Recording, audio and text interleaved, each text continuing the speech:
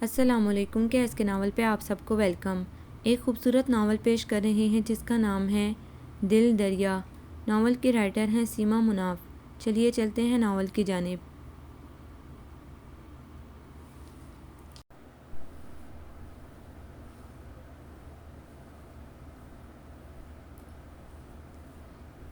میں اور جین بہت دیر سے ریجنٹ اسٹریٹ کی ایک شاپ گھوم چکے تھے، لیکن جین کو اپنے کل کے پہننے کے لیے کوئی لباس پسند نہیں آ رہا تھا۔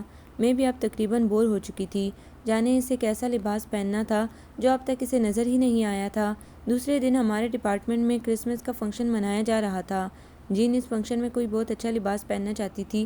جب ریڈی میڈ سوٹوں کی آخری شاپ بھی ہم نے دیکھ لی تو پھر وہ بولی، میکس ویل کرونٹ چلتے ہیں، سنا ہے وہاں بہت اچھے سوٹ آئے ہیں۔ اس کی بات پر میں جل کر رہ گئی، کیونکہ چل چل کر میری حالت بری ہو چکی تھی اور اب مزید چلنے کی ہمت مجھ میں نہیں تھی، اس لیے میں نے صاف انکار کر دیا۔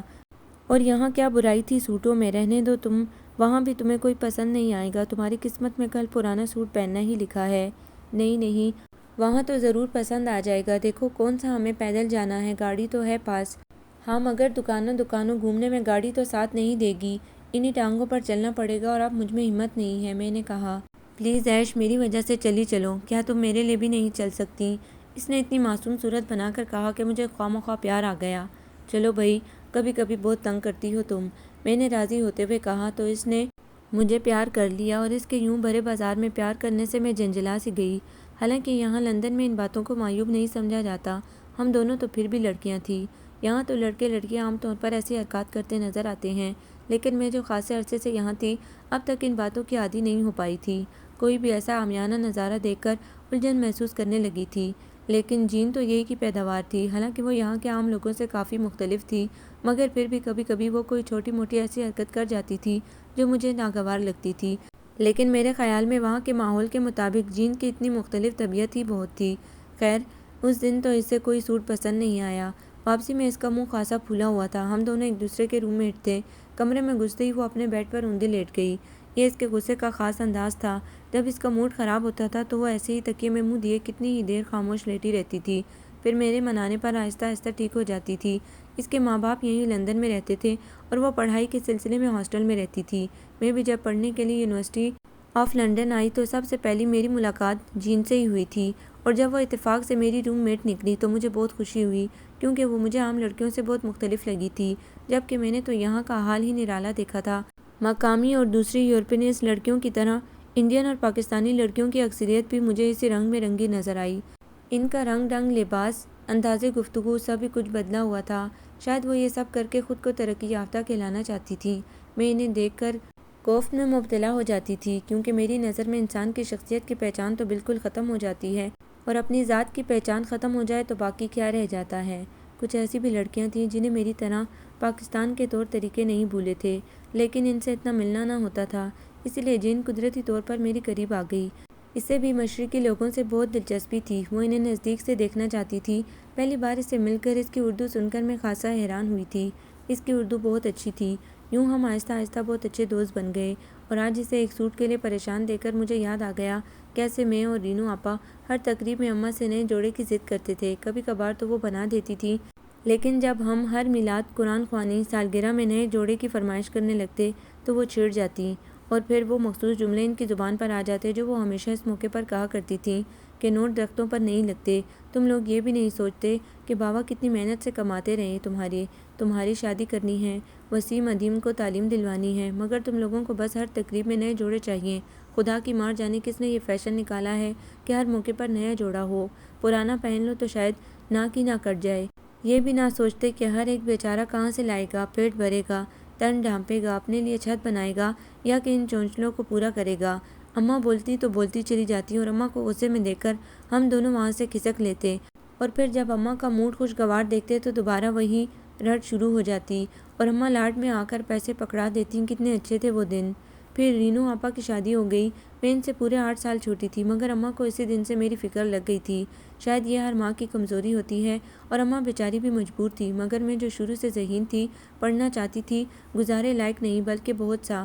میں نے ایم اے کیا، پھر ماسٹرز کیا، اور آخر اسکالرشپ پر نفسیات میں پی ایچ ڈی کرنے یہاں لندن میں موجود تھی۔ اب یہ مجھے ہی معلوم ہے کہ خاندان اور اماں کی کتنی مخالفتوں کے بعد میں یہاں پہنچی تھی، مگر ابا کی حوصلہ افزائی اور وسیم بھائی کی کوششیں جو انہوں نے اماں کو منانے میں صرف کی تھیں، مجھے اتنی دور آنے سے نہ روک سکیں۔ ابا نے یہاں آنے پر مجھ سے عام سے والدین کی طرح نہ تو وعدے لیے تھے اور نہ ہی کسی قسم کی تنبیہ کی تھی۔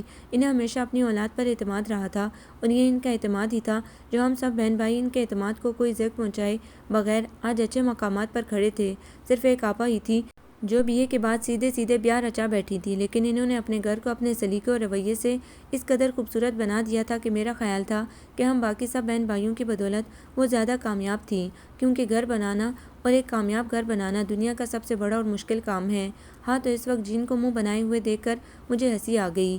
اسے نہ تو اماں کی طرح اپنی ممی کو پٹا کر پیسے بٹورنے تھے، نہ ہی کوئی اور مسئلہ تھا۔ ساری بات پسند کی تھی، اور میں جانتی تھی کہ وہ گھر سے نکلنے سے پہلے سوچ لیتی ہے کہ اسے فلاں رنگ کا فلاں لباس خریدنا ہے، یا پھر جو بھی چیز اسے خریدنی ہوتی تھی وہ اسے پہلے سے سوچ لیا کرتی تھی۔ لیکن اگر اسے اپنی پسند کے رنگ اور طرز کا لباس نہ ملتا یا سوچ کے مطابق چیز نہ ملتی تو وہ پلٹ آتی، اور آج بھی یہی ہوا تھا۔ میں اس کے پاس ہی بیٹھ گئی اور اپنے دونوں ہاتھ اس کے کندھوں پر رکھ دیے۔ سنو جین، کیا ایسا نہیں ہو سکتا کہ کل تم کسی پرانے سوٹ سے کام چلا لو؟ بالکل نہیں، میں کل جاؤں گی ہی نہیں، وہ ضدی لہجے میں بولی۔ پاگل ہو تم پوری، اچھا ایسا کرو میرا سوٹ پہن لو کوئی۔ واہ، تمہارا کیوں پہنوں؟ تو کیا ہوا، تمہاری میری چیزیں الگ ہیں۔ اچھا ٹھہرو۔ میں اٹھی اور الماری میں سے اپنا وہ زرد اور لال رنگ کا سوٹ نکالنے لگی جو اماں نے مجھے پچھلے ہفتے ہی رینو آپا کے کسی سسرالی کے ہاتھ بھجوا دیا تھا۔ چنری کا یہ سوٹ مجھے بہت اچھا لگا تھا۔ اماں کو معلوم تھا کہ مجھے اس ٹائپ کے لباس بہت پسند ہیں۔ میرے پاس اکثریت شیشے کے گلوں، کشمیری کڑھائی اور سندھی کڑھائی وغیرہ کے سوٹ تھے۔ اجرک، پشاوری چپلیں، کھسے، سندھی کرتے اور ایسی ہی دوسری چیزیں جن سے میرے وطن کی ثقافت جھلکتی ہو، مجھے شروع سے ہی پسند ہیں۔ اور جب اماں نے سرخ اور پیلی لائنوں اور ڈاٹس والا یہ خوبصورت سوٹ مجھے بھیجا تھا تو میں نے اسے کسی خاص موقع پر پہننے کے لیے سنبھال کر رکھا تھا۔ جین کو بھی میرا یہ سوٹ بہت پسند آیا تھا۔ میرے بتانے پر خاصی دیر تک وہ حیران ہوتی رہی تھی کہ اس پر چھپا ہوا ڈیزائن کسی مشین کا نہیں، ہاتھوں کا کمال ہے، اور جب میں نے اسے بتایا کہ کس طرح اسے بنانے والے دھاگوں سے باندھ باندھ کر چھاپتے ہیں تو وہ مزید حیران ہو گئی تھی، اور بولی تھی کہ واقعی پاکستانی بہت محنتی اور ہنرمند ہوتے ہیں۔ ان کی پسندیدگی یاد کر کے میں نے وہ سوٹ نکال لیا تھا، اور جب اسے دیا تو وہ بہت حیرت سے مجھے دیکھتی رہی، پھر بولی، ایش، یہ تو تمہاری مدر نے تمہارے لیے بھیجا ہے، میں اسے نہیں لوں گی۔ اماں نے میرے لیے بھیجا ہے تو کیا ہوا؟ کیا میری چیز تم نہیں لے سکتی؟ دیکھو، اگر تم نے مجھے دوست بنایا ہے اور دوست کے معنی سمجھتی ہو تو انکار مت کرو، اور اگر انکار کیا تو میں سمجھوں گی کہ ہم صرف روم میٹ ہیں اور کچھ نہیں۔ میری اس بات پر بھی وہ راضی نہیں ہوئی۔ نہیں ایش، کچھ بھی ہو، یہ سوٹ کل تم پہنو گی۔ مجھے یاد ہے جب یہ سوٹ تمہیں ملا تھا تو تم کتنا خوش ہوئی تھی، کتنی دیر اسے سینے سے لگائے بیٹھی رہی تھی، اور اب میں کیسے اسے لے لوں؟ ارے وہ تو مجھے اماں یاد آ گئی تھی، ورنہ کوئی سوٹ میں کچھ تھوڑی تھا۔ دیکھو جن چیزیں اتنی اہم نہیں ہوتی جتنی کے رشتے، تمہیں یہ سوٹ دینے سے اماں مجھ سے دور تھوڑی ہو جائیں گی، ویسے ہی میرے دل کے پاس رہیں گی، اور یقین کرو تم اسے پہنو گی تو مجھے لگے گا میں نے پہنا ہے۔ میرے اصرار پر وہ جزبز سی ہونے لگی۔ پلیز ایش، اصرار نہ کرو، کتنی بری بات ہے کہ میں تمہارا سوٹ لے لوں۔ اچھا چلو، میں کوئی پرانا سوٹ پہن لوں گی کل۔ تو اس کا مطلب ہے کہ تم مجھے غیر سمجھتی ہو، اسی لیے میرا ایک معمولی سا سوٹ نہیں لینا چاہتی۔ میں تو اس لیے کہہ رہی تھی کہ تمہیں پاکستانی لباس پسند بھی بہت ہیں۔ ایک بار تم نے جان سینڈر سے جو شلوار قمیض کا سوٹ خریدا تھا، اسے پہن کر تم کتنی اچھی لگی تھی۔ میرا خیال ہے شلوار قمیض تمہیں برا تو نہیں لگتا؟ نہیں، ایسی بات نہیں ہے، نہ تو میں تمہیں غیر سمجھتی ہوں اور نہ ہی مجھے شلوار قمیض برا لگتا ہے۔ مجھے تو تم لوگوں کا یہ لباس بہت پسند ہے، بہت آرام دہ اور خوبصورت لباس ہے یہ، اور تمہیں معلوم ہے میں مشرق کی چیزوں پر کتنی جان دیتی ہوں، مگر اس کا یہ مطلب تو نہیں کہ میں تمہارا سوٹ ہی لے لوں۔ یا خدا، کتنی ضدی ہو تم۔ میں نے تو سنا تھا انگریز لوگ تحفے دینے اور لینے میں بہت خوشی محسوس کرتے ہیں۔ ہاں یقیناً کرتے ہیں، مگر پھر بھی۔ اچھا چلو، ایسا کرنا، کبھی میرا دل چاہے گا پہننے کو تو تم سے مانگ لوں گی پہننے کو، جیسے اور چیزیں مانگتی ہوں۔ میری بات پر وہ مسکرائی۔ تم بھی کم ضدی نہیں ہو، پلیز جین، لے لو نا، میں اماں کو لکھ دوں گی، وہ ایسا ہی ایک سوٹ اور بھجوا دیں گی مجھے۔ میں نے زبردستی وہ سوٹ اسے تھما دیا، اسے لینا ہی پڑا۔ حسب عادت پیار کر کے اس نے میرا شکریہ ادا کیا، پھر بولی، سچ ایش، تم بہت پیاری ہو، بہت ہی پرخلوص۔ ہم لوگوں میں تو اپنائیت اور خلوص تقریباً ختم ہو چکا ہے۔ نہیں جین، ہر جگہ اچھے برے لوگ موجود ہوتے ہیں، اب تمہارے ہاں بھی تو تم جیسے لوگ موجود ہیں۔ اچھا چلو اب اسے پہن کر دکھاؤ مجھے کیسی لگتی ہو۔ میں نے کہا تو وہ اٹھ گئی اور تھوڑی ہی دیر بعد وہ میرے سامنے وہی سوٹ پہنے کھڑی تھی۔ مجھے اس پر خود بخود ہی پیار آ گیا۔ اس کے چہرے پر مشرقی لڑکیوں جیسی چمک تھی، مغرب کا پھیکا پن نہیں تھا۔ پاکستانی لباس میں وہ بہت ہی پیاری لگ رہی تھی۔ سچ جین، تم اس قدر اچھی لگ رہی ہو اس وقت کہ اگر میں لڑکا ہوتی تو فوراً تم سے شادی کی درخواست کر بیٹھتی۔ میری بات پر وہ زور سے ہنس پڑی۔ مجھے بھی تمہیں پہلی بار دیکھ کر کچھ ایسا ہی محسوس ہوا تھا۔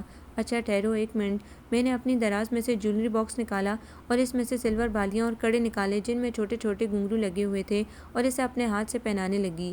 بالیاں اور کڑے پہنا کر میں نے سوٹ کے ساتھ کا بڑا سا دوپٹہ اسے اڑا دیا۔ اب دیکھو کیسی لگ رہی ہو۔ اس نے خود کو آئینے میں دیکھا اور جانے کیوں اس کی آنکھیں بھیگنے لگی۔ میں پریشان ہو گئی۔ کیا ہوا جین، رو کیوں رہی ہو؟ پلیز بتاؤ نا۔ ارے کوئی بات نہیں، اس نے جلدی سے اپنی پلکیں پونچھی پھر بولی۔ بعض مرتبہ بہت سا پیار اور خلوص پا کر بھی رونا آ جاتا ہے نا۔ اس وقت وہ مجھے بالکل عام سی پاکستانی لڑکی لگی جو چھوٹی چھوٹی خوشیوں پر مسکرا اٹھتی ہے، معمولی معمولی دکھوں پر ٹوٹ جاتی ہے اور ذرا ذرا سی محبتوں پر آنکھیں بھگو بیٹھتی ہے۔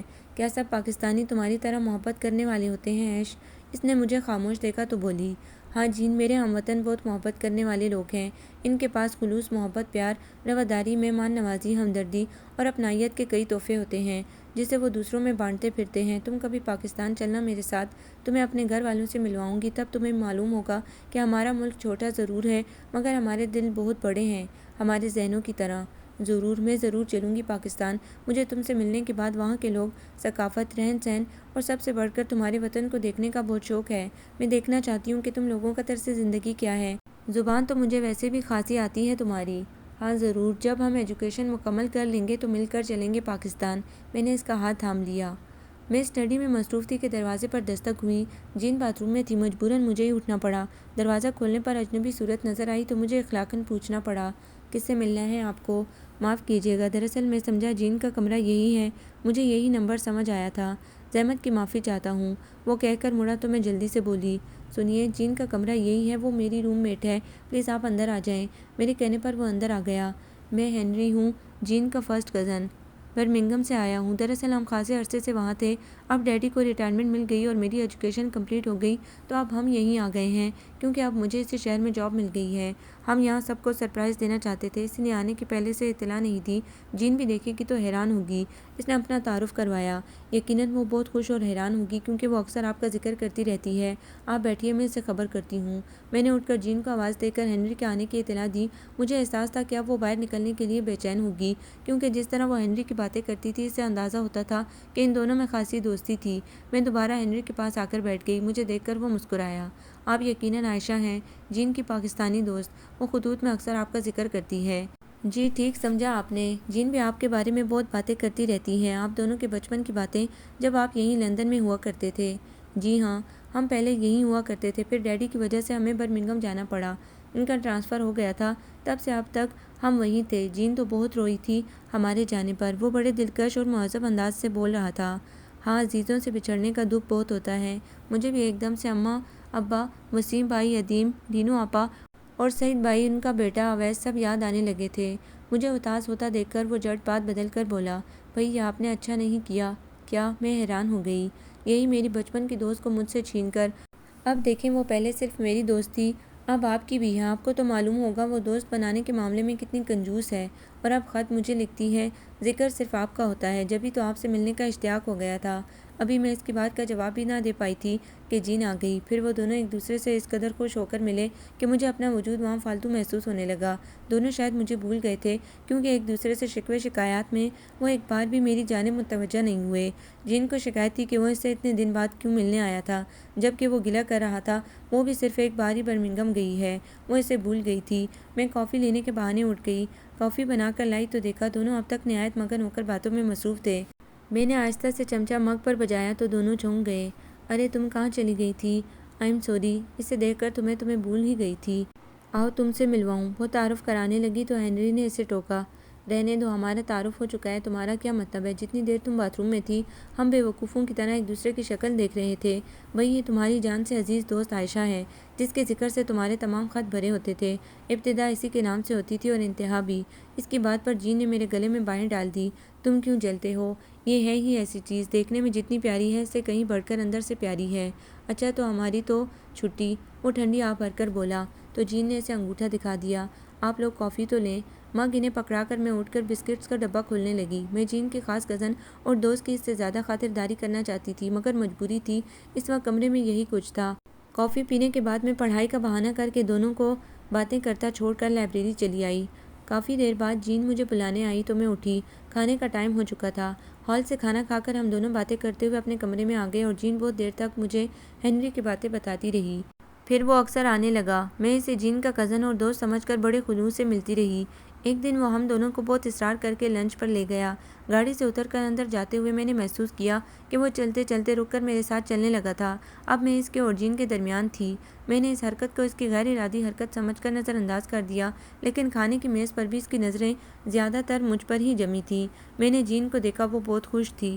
لنچ کے دوران ہنری میری اتنی خاطر مدارت میں لگا تھا کہ مجھے الجھن اور چڑ سی ہونے لگی۔ اسے یوں جین کو نظر انداز نہیں کرنا چاہیے، وہ کیا خیال کرے گی؟ میں نے سوچا، مگر پھر میرے ذہن میں خیال آیا کہ ہو سکتا ہے کہ وہ مجھے جین کی خاص الخاص دوست سمجھ کر یوں توجہ دے رہا ہو، اور اس سوچ پر میں مطمئن ہو گئی۔ ویسے اب تک جین سے بھی محسوس نہیں ہوا تھا کہ ہنری کا مجھ پر التفات سے برا لگا ہو۔ کبھی اسے ممی سے ملوانے لاؤ نا جین، ممی بہت خواہشمند ہیں اس سے ملنے کی۔ کیوں ایش، آؤ گی نا؟ وہ کھانا کھاتے ہوئے بولا۔ اس کے لہجے میں بہت اصرار اور لگاوٹ تھی۔ ضرور لاؤں گی، مگر اسے پڑھائی سے فرصت ملے تب نا۔ آج بھی جانے کیسے آ گئی ہمارے ساتھ؟ تم اب پکا وعدہ لے لو اس سے۔ میرے بجائے جین نے کہا تو وہ مجھ سے گھر آنے کے لیے اصرار کرنے لگا اور مجھے مروتاً ہاں کہنی پڑی۔ اور پھر جب ہم دونوں اس کے اپارٹمنٹ گئے تو مجھے اس کی ممی سے مل کر واقعی بہت خوشی ہوئی۔ وہ بہت پیار کرنے والی خاتون تھی۔ مجھے بہت دیر تک بڑے پیار سے انہوں نے اپنے پاس بٹھائے رکھا، ایک ایک چیز اصرار سے کھلائی، پھر چلتے وقت ایک گھڑی مجھے تحفتاً دی۔ میں ان کی محبت سے بہت متاثر ہوئی۔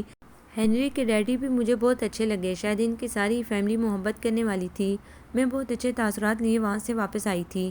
یہ میرا آخری سال تھا اور پھر میں پڑھائی میں ایسی لگی کہ سب کو بھول گئی، حتیٰ کہ ساتھ رہنے والی جین کو بھی۔ وہ بھی پڑھائی میں مصروف تھی۔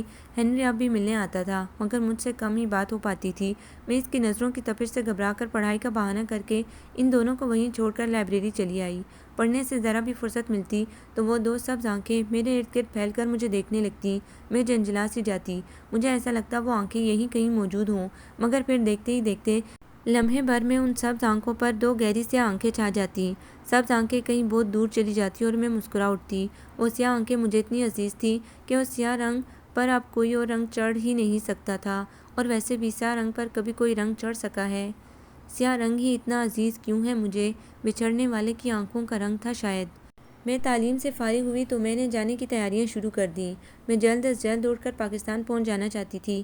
پاکستان جہاں میرے اپنے تھے، میری مٹی، میری خوشبو، میری پہچان۔ وہاں کے دریا، سمندر، باغ، کھیت، میدان، پہاڑ، درخت، پھول اور آبشار سب میرے اپنے تھے، اور ان سب اپنوں کی دوری اب مزید مجھے بہت شوق گزر رہی تھی۔ ابھی میرے جانے میں کچھ دن باقی تھے۔ ان دنوں میں جین اور ہنری نے مجھے لندن کا چپا چپا گھمایا۔ پہلے تو میں پڑھائی کی وجہ سے صرف یونیورسٹی تک محدود تھی۔ British Museum, Trafalgar Square, Hyde Park, Piccadilly Circus, Tower Bridge, safari park اور وہاں کا ڈولفن شو، ہم نے تمام جگہیں دیکھ ڈالیں۔ پھر میں اور جین ہاسٹل سے جین کے گھر منتقل ہو گئے۔ جین کی امی اور ڈیڈی نے میرا بہت ہی پراتفاق استقبال کیا۔ میں جین اور ہنری کی دعوت کرنا چاہتی تھی اور ان دونوں کا کہنا تھا کہ دعوت خالص پاکستانی انداز سے ہو۔ جین اس سلسلے میں میری کوئی مدد نہیں کر سکتی تھی، اسی لیے میں صبح سے لگی ہوئی تھی۔ کھانے میں نے نرگسی کوفتے، فرائی مچھلی، شامی کباب اور پلاؤ بنائے۔ کھیر بنا کر جب میں پستوں کی ہوائیاں اس پر چھڑک رہی تھی تو جین بڑی دلچسپی سے دیکھ رہی تھی۔ واہ، شکل سے تو بڑی اعلیٰ شے لگ رہی ہے یہ، بڑی چالاک ہو تم، پہلے پتہ ہی نہیں لگنے دیا کہ تمہیں اتنے اچھے اور نفیس کھانے بھی بنانے آتے ہیں۔ بتا دیتی تو تم روز پکوایا کرتی، اور مجھے کھانا بنانے سے کبھی زیادہ دلچسپی نہیں رہی۔ یہ سب تو اماں کے ڈر سے سیکھ لیا تھا۔ یہ مچھلی میں کیا لگایا تم نے؟ اس کو فرائی کرنے کی کیا ترکیب ہے؟ اس نے پوچھا۔ بڑی آسان ترکیب ہے اس کی، میں اسے بتانے لگی۔ تھوڑی ہی دیر میں ہنری بھی پہنچ گیا۔ ہم سب نے بڑے خوشگوار ماحول میں کھانا کھایا۔ میں نے محسوس کیا کہ ہنری مجھ سے کچھ کہنا چاہتا ہے مگر کہتے کہتے بات پلٹ جاتا ہے۔ وہ آج کچھ اداس سا تھا۔ کھانے کے بعد جین کی ممی اور ڈیڈی اپنے کمروں میں جا چکے تھے اور ہم تینوں ڈرائنگ روم میں بیٹھے باتیں کر رہے تھے۔ ہنری سگریٹوں پر سگریٹیں پھونکے جا رہا تھا۔ وہ ذہنی طور پر کچھ غیر حاضر تھا۔ جین اسے دو ایک بار اس کی اس کیفیت پر ٹوک چکی تھی مگر وہ ٹال گیا۔ جین کافی بنانے چلی گئی تو وہ اٹھ کر کمرے میں ٹہلنے لگا۔ تمہارے ساتھ کوئی پریشانی ہے؟ میں نے آخر پوچھ ہی لیا۔ شکر ہے تمہیں احساس تو ہوا۔ کیا مطلب؟ دیکھو ایش، میں تم سے کچھ کہنا چاہتا ہوں۔ ابھی کوئی خاص بات ہے؟ ہاں بہت خاص، میری زندگی کی سب سے اہم بات جس کا تعلق تم سے بھی ہے۔ وہ جذباتی ہونے لگا تھا۔ میرے کانوں میں خطرے کی گھنٹی بجنے لگی۔ میں نے غور سے اس کے چہرے کو دیکھا۔ وہ بہت سنجیدہ تھا۔ کہو، مجھے کہنا پڑا۔ تم مجھ سے شادی کرو گی؟ اس کی غیر متوقع بات پر میں حیران رہ گئی۔ خود میں اس کی دلچسپی کو تو کافی دنوں سے محسوس کر رہی تھی مگر وہ اس حد تک سنجیدہ ہوگا یہ مجھے نہیں معلوم تھا۔ تمہیں معلوم ہے تم کیا کہہ رہے ہو؟ میرا لہجہ جانے کیوں سخت ہو گیا۔ بالکل معلوم ہے۔ سنو ایش، میں تم سے بہت متاثر ہوں۔ مجھے نہیں معلوم تھا کہ مشرقی لڑکیوں میں اتنی کشش ہوتی ہے۔ میں تو انہیں بہت کمتر اور معمولی سمجھتا تھا۔ جب جین اپنے خطوں میں تمہاری تعریفیں لکھتی تھی تو میں جین کی باتوں پر ہنس پڑتا تھا کہ کسی میں اتنی ڈھیر ساری خصوصیات کیسے اکٹھی ہو سکتی ہیں۔ وہ تمہاری صورت، تمہاری ذہانت، تمہارے خلوص اور تمہارے طور طریقوں سے بہت متاثر ہے مگر مجھے کیا معلوم تھا کہ تمہیں دیکھتے ہی میں بھی۔ پلیز ہنری، مجھ سے ایسی باتیں مت کرو۔ میں نے کبھی تمہارے لیے ایسا نہیں سوچا۔ میں نے اسے ٹوک دیا۔ تو اب سوچ لو، میں اتنا برا تو نہیں ہوں۔ میرا تو خیال تھا کہ لڑکیاں مجھ سے پہلی ہی ملاقات میں متاثر ہو جاتی ہیں۔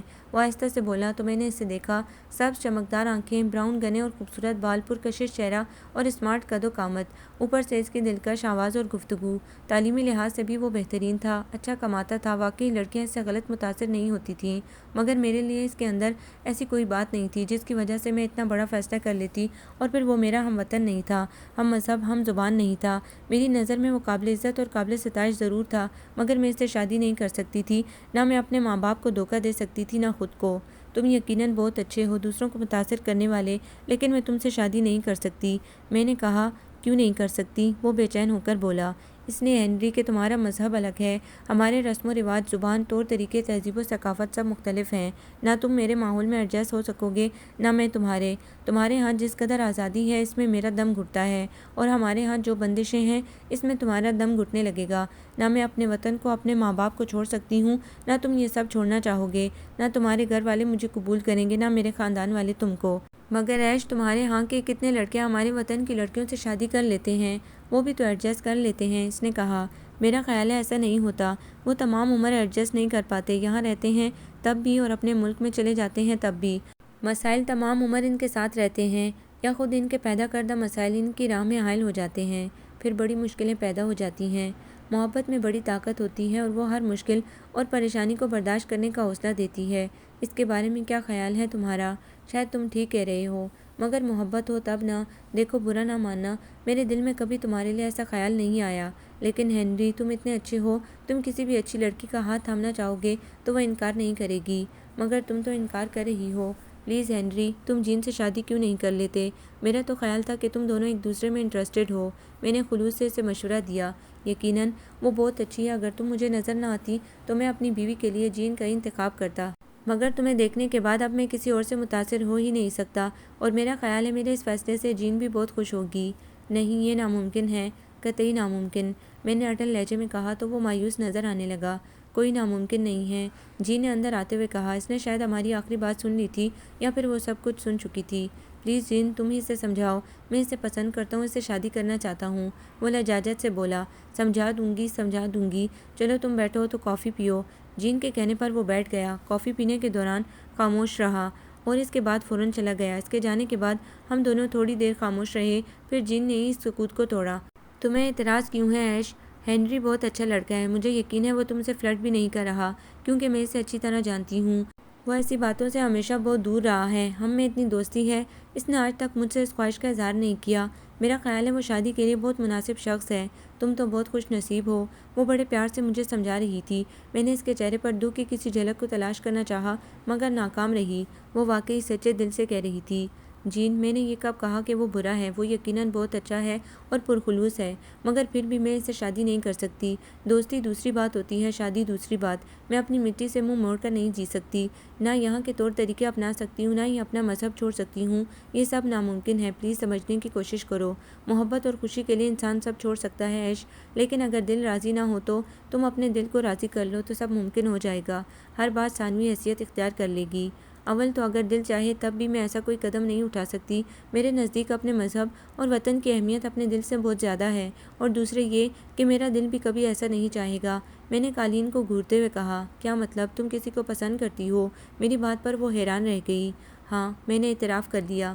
واقعی؟ وہ زور سے چیخی۔ تم نے آج تک مجھے نہیں بتایا؟ میں نے تو خود سے بھی چھپا رکھا تھا یہ سب، آج تم نے اصرار کیا تو مجھے بتانا پڑا۔ حیرت ہے، اس میں چھپانے کی کون سی بات تھی؟ کوئی گناہ تو نہیں کر رہی تم؟ ہمارے ہاں یہ گناہ کے زمرے میں آتا ہے۔ لڑکا اپنی پسند کا اظہار کر دے تو اتنا برا نہیں سمجھتے، لیکن لڑکیوں کے لیے یہ بات اچھی نہیں سمجھی جاتی۔ کمال ہے بھئی، عجب دستور ہے تمہارے ہاں کا۔ اچھا یہ بتاؤ وہ خود کیسا ہے؟ تمہیں پسند کرتا ہے؟ جین نے اشتیاق سے پوچھا۔ خود تو بہت اچھا ہے، لیکن مجھے پسند کرتا ہے یہ معلوم نہیں۔ کیا؟ وہ دوبارہ چیخ پڑی۔ تم نے پوچھا نہیں اس سے؟ میں نے آج تک اسے بتایا ہی نہیں کہ میں اس سے اتنی متاثر ہوں یا اس کے لیے ایسا سوچتی ہوں۔ مجھے تو یہ بھی یاد نہیں کہ میں کب اس کے بارے میں سوچنے لگی، بس ایک دم ہی ایک دن اس سے مل کر جب دل کی حالت عجیب ہونے لگی اور میں خود کو سمجھا سمجھا کر تھک گئی تو معلوم ہوا کہ وہ شخص میری زندگی میں کتنی اہمیت اختیار کر چکا ہے۔ تو تم نے اسے بتایا کیوں نہیں؟ حد ہے، محبت کرتی ہو اظہار نہیں کر سکتی؟ وہ شدید حیرت کے عالم میں بول رہی تھی۔ ہمارے ہاں لڑکیاں کسی سے محبت تو کر سکتی ہیں، لیکن اسے کہنا دنیا کا سب سے مشکل کام ہوتا ہے ان کے لیے، اور اگر کہہ دیں تو بے باک کہلاتی ہیں۔ ویسے یہ حوصلہ بھی کسی کسی میں ہوتا ہے، ہاں البتہ رویے سے، چہرے سے دوسرا اندازہ کر لے تو دوسری بات ہے۔ واہ، یہ کیا بات ہوئی؟ جب لڑکا کہہ سکتا ہے تو لڑکی کیوں نہیں کہہ سکتی؟ بس ماحول کی بات ہوتی ہے نا جین ڈیئر۔ ویسے کچھ لوگ ہمارے ہاں تم جیسے بھی ہیں، مگر کم۔ کس قدر انوکھا اور منفرد ہے تمہارا ماحول، میرا دل چاہتا ہے وہ سب دیکھوں۔ ہاں، دور سے سب انوکھا لگتا ہے، پرکشش لگتا ہے۔ تم لوگ بھی ہمارے لیے بہت پرکشش ہو۔ یہاں کی خوبصورتی، آزادی، آسائشیں ہم سب پاکستانیوں کو اپنی جانب کھینچتی ہیں۔ ہمیں دور سے یہ سب خواب جزیرہ معلوم دیتا ہے، لیکن جب ہم اس کے قریب آتے ہیں تو محسوس ہوتا ہے کہ سب ہمارے لیے ناقابل قبول ہے۔ ہم یہاں کی سب باتوں کو نہیں اپنا سکتے۔ ہم میں اور تم میں بہت فرق ہے جین۔ ہم یہاں گھومنے آ سکتے ہیں، پڑھنے آ سکتے ہیں، مگر مستقل رہ نہیں سکتے، اور اگر رہ جاتے ہیں تو ہمیشہ خود سے لڑتے رہتے ہیں۔ ہم یہاں کے ماحول کو ذہنی طور پر قبول نہیں کر پاتے، کیونکہ مٹی اور مذہب انسان کے لیے بہت اہم ہوتا ہے۔ ان کی جڑیں ہمارے اندر پھیلی ہوتی ہیں، ہم ان سے منہ نہیں موڑ سکتے۔ میں سنجیدہ ہو گئی تھی۔ ہو سکتا ہے تم ٹھیک کہہ رہی ہو، لیکن میں تمہارا ملک دیکھنا ضرور چاہوں گی۔ ضرور، موسٹ ویلکم۔ تم میرے ساتھ ہی چلنا۔ اگلے مہینے وسیم بھائی کی شادی ہے، تم ہمارے ہاں کی شادی کے رسومات بھی دیکھنا۔ میں تمہیں پورا کراچی دکھاؤں گی، پھر ہم لاہور، اسلام آباد، سوات، ہنزا، چترال، کاغان اور کشمیر کا پروگرام بنائیں گے۔ تم دیکھنا میرا وطن کتنا خوبصورت ہے۔ میرے ابا بہت اچھے ہیں، تم ان سے مل کر بہت خوش ہوگی۔ میری اماں تھوڑی سی پرانے زمانے کی ہیں، لیکن تم ان کی محبت اور خلوص میں کمی نہیں پاؤ گی۔ ٹھیک ہے، تو پھر میں بھی چلوں گی تمہارے ساتھ۔ ممی ڈیڈی سے اجازت بھی لے لوں، ویسے وہ منع نہیں کریں گے۔ وہ ایک وعدہ کرو، پاکستان جا کر مجھے اس شخص سے ضرور ملواؤ گی، اسپیشلی نہ صحیح تو دکھا تو ضرور دینا۔ میں تمہاری پسند دیکھنا چاہتی ہوں، یقیناً اعلیٰ ہوگی۔ اس نے کہا تو میں نے وعدہ کر لیا۔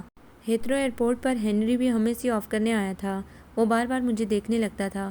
مجھے الجھن سی ہو رہی تھی، پھر خواہ مخواہ ہی میں اس کے لیے اداس ہونے لگی۔ کاش اس شخص نے مجھے پسند نہ کیا ہوتا تو میں آج ذہن پر کوئی بوجھ لے کر نہ جاتی۔ میری وجہ سے وہ دکھی تھا، لیکن مجھے امید تھی کہ یہاں کا ماحول اسے زیادہ دن دکھی نہ رہنے دے گا۔ یہاں کی رنگینی اسے جلد ہی اپنی جانب کھینچ لے گی۔ ساتھ ہی خدا سے دعا گو تھی کہ وہ یہ سب بھول جائے۔ کراچی ایئرپورٹ پر سب ہی ہمیں لینے آئے تھے۔ چند لمحوں کے لیے تو میں نے ان سب کو دیکھ کر جین کو فراموش کر دیا۔ ابا کے گلے لگ کر میں رو پڑی۔ میں اپنے اتنے اچھے ابا سے اتنے دن دور رہی تھی۔ اماں کے چہرے پر پھیلی دھلی دھلی خوشی سے مجھے احساس ہوا کہ وہ مجھے کتنا عزیز رکھتی ہیں۔ سب سے مل کر رینو باجی کے بیٹے کو پیار کرنے کے بعد مجھے خیال آیا کہ جین بھی میرے ساتھ آئی ہے۔ میں اس کی طرف مڑی تو وہ خاموشی سے ایک طرف کھڑی سب کو دیکھ رہی تھی۔ میں شرمندہ ہو گئی۔ سوری جین، ادھر آؤ تمہیں سب سے ملواؤں۔ میں نے سب سے پہلے اسے اماں سے ملوایا۔ اماں بڑی خوش دلی سے ملی۔ ابا نے بھی بہت محبت سے اس کے سر پر ہاتھ پھیرا۔ سبھی نے اسے بڑی گرم جوشی سے خوش آمدید کہا۔ عموماً لڑکے باہر پڑھنے جاتے ہیں تو میم کا دمچلہ ساتھ لاتے ہیں، لڑکیوں کے لیے تو نہیں سنا ہم نے کہ وہ بھی میموں کو ساتھ لاتے ہیں۔ ادیم نے گاڑی میں بیٹھتے ہوئے کہا تو میں اسے گھور کر رہ گئی، کیونکہ جین کی اردو بہت اچھی تھی، یقیناً وہ سمجھ گئی ہوگی۔ دمچلہ کے معنی سمجھا دے تو میں آپ کی بات کا جواب دوں۔ وہ بھی پیچھے ہی گاڑی میں بیٹھتے ہوئے اردو میں بولی تو ادیم اچھل پڑا۔ مڑ کر بہت دیر تک حیرانی سے اسے دیکھتا رہا۔ اتنے حیران کیوں ہو رہے ہو؟ اسے اردو آتی ہے بہت اچھی۔ ہم وہاں لندن میں بھی زیادہ تر اردو میں ہی بات کرتے تھے، کیونکہ جین کا کہنا تھا کہ اس کی اردو اس طرح مزید اچھی ہو جائے گی۔ میں نے اسے حیران دیکھ کر ہنستے ہوئے کہا۔ وسیم بھائی بھی خاصی حیران ہوئے، کیونکہ اب تک سبھی اس سے انگلش میں بات کر رہے تھے، وہ بھی جواب انگلش میں ہی دے رہی تھی۔ اماں نے البتہ مسکرانے اور گلے لگانے پر اکتفا کیا تھا۔ میں نے پاکستان میں یہاں کسی کو لکھا بھی نہیں تھا کہ اس کی اردو اتنی اچھی ہے۔ اب سب کو حیران دیکھ کر مجھے مزہ آ رہا تھا۔ رینو آپا، آپ ادھر ہی آ جائیں۔ میں نے انہیں دوسری گاڑی میں بیٹھتے دیکھا تو بلا لیا۔ وہ بھی ہمارے ساتھ ہی پیچھے ہی بیٹھ گئیں۔ ابا اماں رینو آپا کے میاں کے ساتھ ان کی گاڑی میں بیٹھ گئے۔ آپ کی اردو واقعی بہت اچھی ہے، اتنی جلدی کیسے سیکھ لی آپ نے؟ وسیم بھائی نے ستائشی لہجے میں کہا۔ جلدی تھوڑی، بچپن سے سیکھ رہی ہوں۔ ہمارے گھر کے برابر میں ایک پاکستانی فیملی رہتی ہے، ان سے ہمارے خاصے ریلیشن ہیں۔ میں نے تھوڑی بہت اردو انہی سے سیکھی، پھر مجھے اتنا شوق ہو گیا کہ میں نے باقاعدہ ٹیچر رکھا۔ فرینڈس بھی ہمیشہ میں پاکستانی یا انڈین لڑکیوں کو بناتی تھی۔ میں ہمیشہ سے ایسٹ سے متاثر رہی ہوں۔ اتفاق سے ایش میری روم میٹ نکلی۔ تھوڑی بہت گرامر کی غلطیاں اس کے ساتھ رہنے سے دور ہو گئیں۔ بول تو میں خاصی اچھی لیتی ہوں، پڑھنے اور لکھنے میں کچھ مشکل ہوتی ہے، جین نے بتایا۔ بڑی ذہانت کی بات ہے، دوسرے کی زبان سیکھنا، اور اردو سیکھنا تو خاصے کمال کی بات ہے، کیونکہ اردو بہت مشکل زبان ہے۔ اس کے مقابلے میں انگریزی زبان آسان ہے۔ رینو آپا نے بھی تعریف کی۔ ٹھیک کہہ رہی ہیں آپ، لیکن یہ اتنی میٹھی زبان ہے کہ میں اسے چھوڑ نہ سکی۔ باتیں کرتے ہوئے ہم گھر پہنچ گئے۔ ادیم تو خاصا شرمندہ تھا، اس لیے کچھ نہ بولا۔ فریش ہونے کے بعد ہم نے کھانا کھایا، پھر اتنی تھکن ہوئی کہ ہم دونوں سونے کے لیے کمرے میں چلے آئے۔ اماں نے میرے کمرے کو صاف کروا کر جین کے لیے ایک اور بیڈ بچھوا دیا تھا۔ سنو جین، میرے کمرے میں تو رہ لوگی نا؟ دراصل وسیم بھائی کی شادی ہونے والی ہے، پھر مہمان جمع ہوں گے تو تمہیں واپس میرے کمرے میں آنا پڑے گا، اسی لیے اماں نے ابھی سے تمہیں میرے کمرے میں ٹھہرایا ہے۔ میں نے کہا، ارے کیسی باتیں کر رہی ہو تم؟ پہلے کیا تمہارے ساتھ نہیں رہی؟ اور پھر تمہارے ساتھ سے تو مجھے ویسے بھی لطف ملتا ہے۔ اچھا ہے، بالکل وہی پرانا سا ماحول محسوس ہوگا، وہ بڑے پیار سے بولی۔ پھر ہم دونوں پڑھ کر ایسا سوئے کہ شام کو رینو آپا نے مجھے اٹھایا تو آنکھ کھلی۔ میں نے بمشکل آنکھیں کھول کر انہیں دیکھا۔ پلیز رینو آپا سونے دیں، کب سے سو رہی ہو، نیند پوری نہیں ہوئی؟ وہ جین کی وجہ سے آہستگی سے بول رہی تھی۔ ابھی کہاں، ابھی تو پورے 2 دن سوؤں گی تب نیند پوری ہوگی۔ اچھا بعد میں سو لینا، اٹھو اب۔ روبینہ آنٹی اور ابتسام آئے بیٹھے ہیں کب سے، انہوں نے کہا تو ایک لمحے کو میرا دل رک سا گیا۔ کیسی بے خبر ہوں میں، تم آئے ہوئے ہو ابتسام نواز، اور میں مزے سے سو رہی تھی۔ میں نے خود کو کوسا اور اٹھ گئی۔ میری پھرتی پر رینو آپا نے کچھ حیرت سے مجھے دیکھا، پھر کچھ نہ سمجھتے ہوئے چلی گئیں۔ میں نے جلدی جلدی منہ دھو کر بالوں کو باندھا، پھر سوتی ہوئی جین پر ایک نظر ڈال کر باہر آ گئی۔ ڈرائنگ روم کے دروازے سے اندر داخل ہوتے ہوئے ایک لمحے کو میرا دل زور سے دھڑکا، پھر میں خود کو سنبھال کر اندر داخل ہو گئی۔ سبھی وہاں موجود تھے۔ ابتسام مجھے دیکھ کر احتراماً کھڑے ہو گئے۔ میں انہیں اور روبینہ آنٹی کو سلام کر کے وہیں بیٹھ گئی۔ دل چاہ رہا تھا کہ اس چہرے کو دیکھوں جسے میں کب سے نہ دیکھ سکی تھی، مگر میں نظریں جھکائے آنٹی سے باتیں کرتی رہی، اس بات سے بے خبر کہ 2 گہری سی آنکھیں مجھ پر جمی ہیں، میری ایک جنبش پر نثار ہو رہی ہیں۔ تمہاری دوست نہیں اٹھی؟ اماں نے پوچھا۔ نہیں اماں، وہ سو رہی ہے۔ روبینہ آنٹی، آپ راحیلہ بھابی کو نہیں لائیں؟ نہیں بیٹا، اب وہ یہاں کیسے آئے گی؟ تھوڑے دن بعد تو اسے یہاں آ جانا ہے۔ ان کے کہنے پر میں نے وسیم بھائی کو دیکھا، وہ مسکرا رہے تھے۔ مجھے ان پر پیار آ گیا۔ راحیلہ بھابی اور وسیم بھائی کی منگنی خاصے پہلے ہو گئی تھی۔ اماں کو ایک جاننے والے کی تقریب میں وہ پسند آ گئی تھیں۔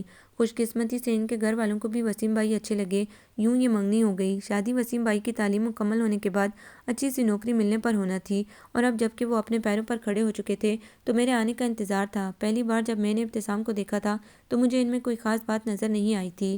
سنجیدہ سے عام سی شکل و صورت والے، بس 2 گہری سی آنکھیں تھیں جن میں ذہانت کی چمک نے ان کی خوبصورتی بڑھا دی تھی۔ وہ آرمی میں تھے۔ راحیلہ بھابی اور وسیم بھائی کی منگنی میں آنے کی انہیں چھٹی بھی نہیں مل سکی تھی۔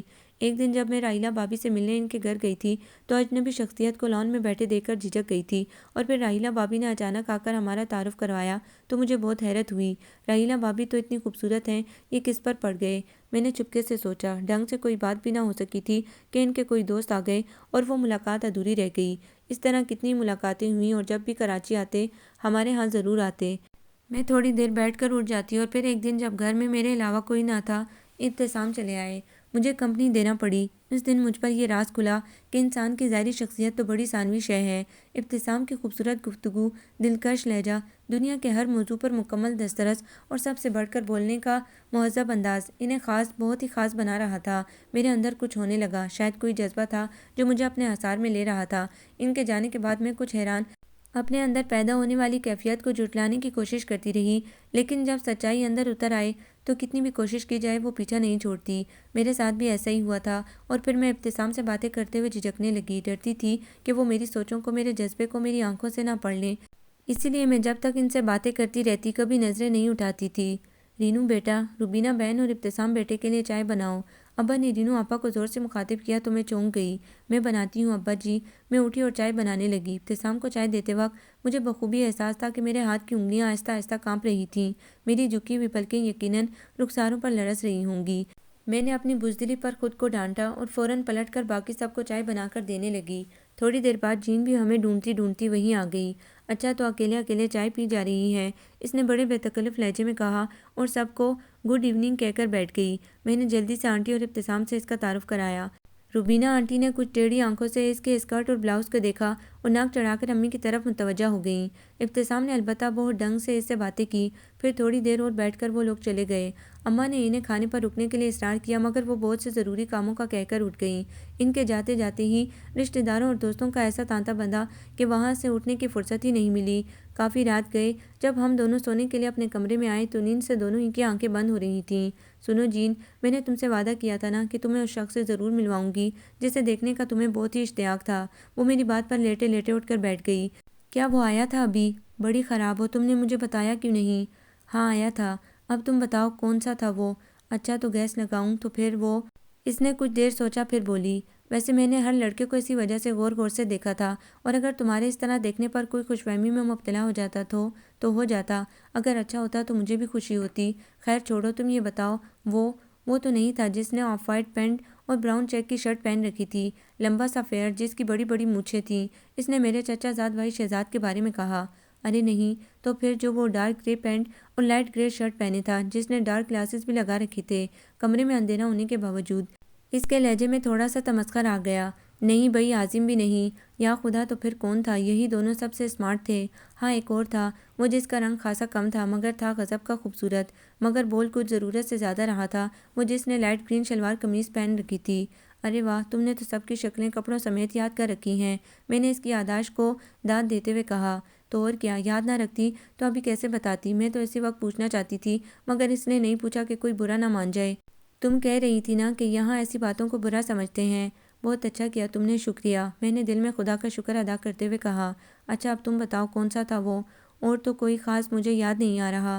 وہ جب تم سو کر اٹھ کر آئی تھی نا تو کمرے میں ایک صاحب تھے جو اپنی امی کے ساتھ آئے تھے، میں نے تمہارا تعارف بھی کرایا تھا ان سے، میجر ابتسام۔ میری بات پر وہ تھوڑی حیران رہ گئی۔ وہ آگے نہ کہہ سکی۔ ہاں وہی، جنہوں نے وائٹ پینٹ اور اسکائی بلو شرٹ پہنی ہوئی تھی، میری بھابھی کے بھائی ہیں، مگر ان میں تو کوئی ایسی بات نہیں تھی ایش، تم تو بہت زیادہ خوبصورت ہو ان سے۔ کیا فرق پڑتا ہے، تم میری نظر سے دیکھو تو کوئی کمی محسوس نہ ہوگی تمہیں، ویسے دیکھا جائے تو ان کی شکل بری بھی نہیں ہے۔ ہاں آئیڈیلسٹ لڑکیوں کے لیے ان کی شکل میں یقیناً کوئی دلچسپی نہیں ہے، لیکن میری پسند کا معیار شکل و صورت نہیں، ان کی وہ شخصیت ہے جو ان کے اندر چھپی ہے۔ وہ خود ایسے لوگوں میں سے ہیں کہ مجھے یقین ہے کہ وہ جب بھی کسی لڑکی کو پسند کریں گے تو ان کی پسند کا معیار بھی یہی ہوگا۔ خوش قسمتی ہے اگر کبھی انہوں نے مجھے پسند کیا تو اس کی وجہ میری ظاہری شخصیت نہیں بلکہ میری ذہانت یا اور کوئی خصوصیت ہوگی۔ میں نے اتنے اعتماد سے کہا کہ وہ شرمندہ سی ہو گئی۔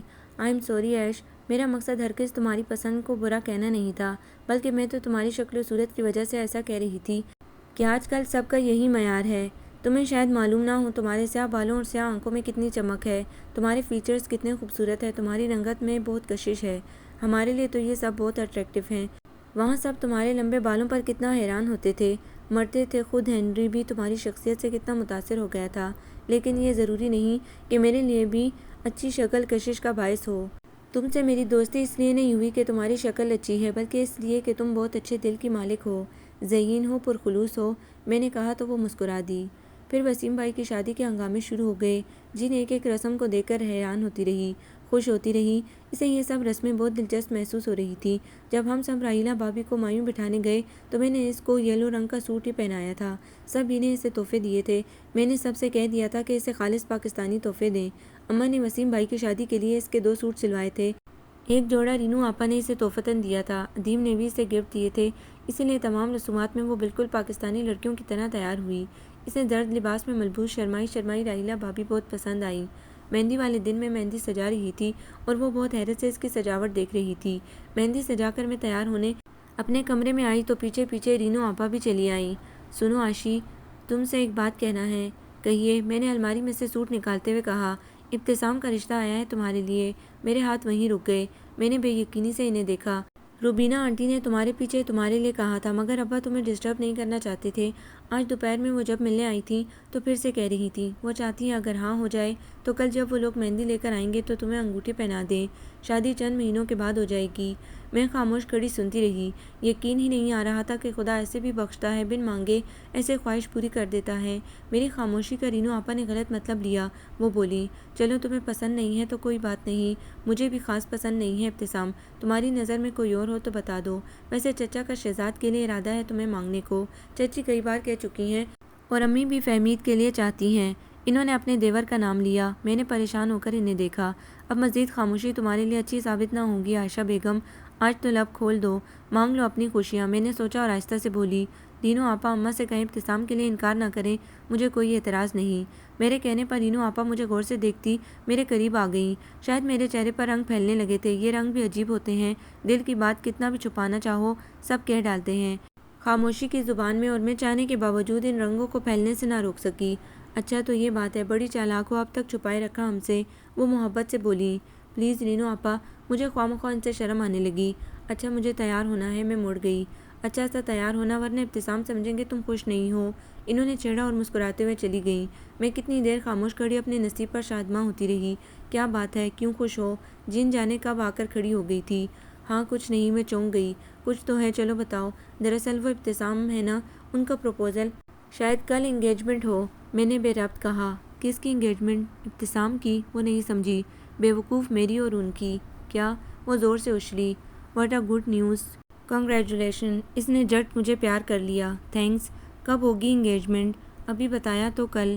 ہائے کتنا مزہ آئے گا، میں خوب انجوائے کروں گی۔ مگر ایش میں پہنوں گی کیا؟ بھئی وہی جو کل مہندی میں پہنوں گی، لائٹ گرین والا سوٹ۔ انگیجمنٹ کا فنکشن کوئی الگ سے تھوڑی ہوگا، ساتھ ہی ہوگا۔ پرومس، تم سے زیادہ خوش میں ہوں۔ وہ واقعی بہت خوش تھی۔ مجھے اس کے خلوص پر پیار آ گیا۔ میری کتنی اچھی پیاری اور مخلص دوست تھی وہ۔ دوسرے دن راحیلہ بھابی کے گھر والے مہندی لے کر آئی تو تمام رسموں کے بعد ابتسام نے مجھے انگوٹھی پہنا دی۔ خوشی ان کے چہرے سے جھلک رہی تھی۔ مجھے حیرت ہو رہی تھی کہ ہم دونوں اتنے عرصے سے ایک دوسرے کے لیے ایک جیسا سوچتے رہے مگر بے خبر رہے، اور آج ایک دوسرے کے ہو رہے تھے۔ جین نے لائٹ گرین کلر کا بہت خوبصورت سا سوٹ پہنا تھا، بڑا سا کامدار دوپٹہ، اسے سنبھالنا مشکل ہو رہا تھا، جسے گرنے سے بچانے کے لیے میں نے پن لگا دی تھی۔ جب وہ دوپٹہ سنبھال کر چلتی تو اتنی پیاری لگتی۔ مہندی اور منگنی کی تمام رسومات اس نے نہایت دلچسپی سے دیکھی۔ وہ ہمارے گھر میں خاصی گل مل گئی تھی۔ ادیم سے تو اس کی خاصی انڈرسٹینڈنگ ہو گئی تھی۔ وسیم بھائی اور راحیلہ بھابی ہنی مون پر چلے گئے۔ آپا بھی وسیم بھائی کی شادی کے بعد اپنے گھر چلی گئیں۔ میں، ادیم اور جین تقریباً روز ہی نکل پڑتے تھے۔ جین کو کراچی بہت پسند آیا تھا۔ وہ یہاں کی رونق اور ٹریفک کا ازدحام دیکھ کر خاصی حیران ہوئی تھی۔ شاید اس کے تصور میں پاکستان کی اتنی رونق اور خوشحالی نہیں تھی۔ ہم نے اس کو چاٹ، گل گپے، حلیم، نہاری، تکے کباب سب کچھ ہی کھلائے تھے۔ جب وہ آنکھوں سے بہتے پانی اور سوں سوں کرتی ناک کے ساتھ بڑی رغبت سے ایسی چیزیں کھاتی تو ہمیں ہنسی آنے لگتی تھی۔ خود وہ یہی چاہتی تھی کہ ہم اسے ایسی چیزوں سے روشناس کرائیں جو وہاں لندن میں نہیں ہوتی تھیں اور جن کا تعلق براہ راست پاکستان سے ہو۔ اسی دوران میں نے محسوس کیا کہ ادیم اور جین ایک دوسرے کے خاصے قریب آ گئے ہیں۔ ادیم کی نظریں اور جین کا التفات مجھ سے چھپا ہوا نہیں تھا اور میں سوچ سوچ کر الجھ جاتی تھی کہ اس پسندیدگی کا انجام کیا ہوگا۔ ہم تینوں کا پکچر کا پروگرام تھا۔ میں کپڑے نکال کر تبدیل کرنے جا رہی تھی جبکہ جین اب تک کوئی لباس سلیکٹ نہیں کر سکی تھی۔ میری سمجھ میں نہیں آ رہا کیا پہنوں۔ اس نے جھنجھلا کر الماری کا دروازہ زور سے بند کر دیا۔ کیوں، کیا ہوا؟ میں جاتے جاتے رک گئی۔ اسی وقت ادیم بھی آ گیا۔ ہمیں ایسے ہی کھڑے دیکھ کر وہ زور سے چیخا، تم لوگ ابھی تیار نہیں ہوئی؟ وہاں پکچر شروع ہو جائے گی۔ میں تو جا رہی ہوں، یہ جین کو دیکھو، اس نے تو اب تک کپڑے بھی نہیں نکالے۔ میں نے اس کا غصہ جین کی طرف منتقل کر دیا۔ کیوں، تمہیں کیا پریشانی ہے؟ وہ جین کی طرف متوجہ ہو گیا۔ کپڑوں کا مسئلہ، وہ بولی۔ کیوں، کپڑے نہیں ہیں کیا؟ کپڑے تو بہت ہیں مگر اس وقت کیا پہنوں یہ سمجھ میں نہیں آ رہا۔ عجیب ہو تم، یہ بھی کوئی بات ہے، کچھ بھی پہن لو۔ اچھا، وہ پھر سے الماری کھول کر کپڑے دیکھنے لگی۔ تھوڑی ہی دیر بعد ریڈ رنگ کی ٹراؤزر اور سفید اور نیوی بلو لائنوں والی شرٹ اس کے ہاتھ میں تھی۔ نہیں بھئی، یہ نہیں، تم کوئی شلوار قمیض پہن لو، اس میں تم بہت اچھی لگتی ہو۔ ادیم نے اس کے ہاتھ سے کپڑے لے کر الماری میں واپس رکھ دیے۔ جین نے اس کی بات پر غور سے اسے دیکھا، پھر مسکرا کر الماری میں سے چننی کا وہ سوٹ نکالنے لگی جو میں نے اسے لندن میں دیا تھا۔ یہ ٹھیک ہے، بس اب جلدی سے تیار ہو جاؤ اور یہ تم اب تک کھڑی ہو، عجیب ہو عائشہ۔ میں بھاگ کر کپڑے تبدیل کرنے چلی گئی۔ اس دن میں نے جین کو بےحد خوش اور ادیم کو بےحد مسرور دیکھا۔